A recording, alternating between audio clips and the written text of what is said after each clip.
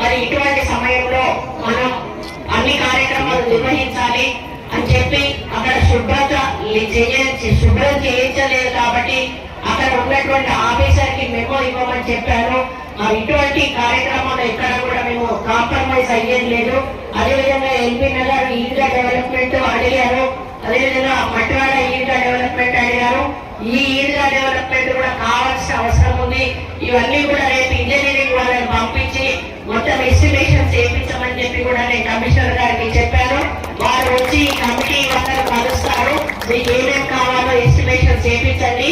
ఈ రోజు మనం కార్పొరేషన్ నుంచి ఏ ఫండ్స్ అయితే తీసుకోగలుగుతామో ఆ ఫండ్స్ తీసుకుని మరి వాటిని ఇక్కడే శాంక్షన్ చేయడం జరుగుతుంది.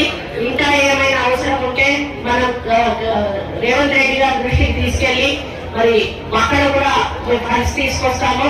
మరి మన ముఖ్యమంత్రి గారు వర్గాన్ని ప్రత్యేక దృష్టితో చూస్తూ ఇక్కడ అభివృద్ధి విషయంలో ఎక్కడ కూడా వెనుకడు ఇచ్చేది లేదు అని చెప్పారు. కాబట్టి వారు తప్పకుండా మైనారిటీ సమస్యల మీద పాజిటివ్ గా స్పందించి మరి మీ సమస్యలను పరిష్కరిస్తారు.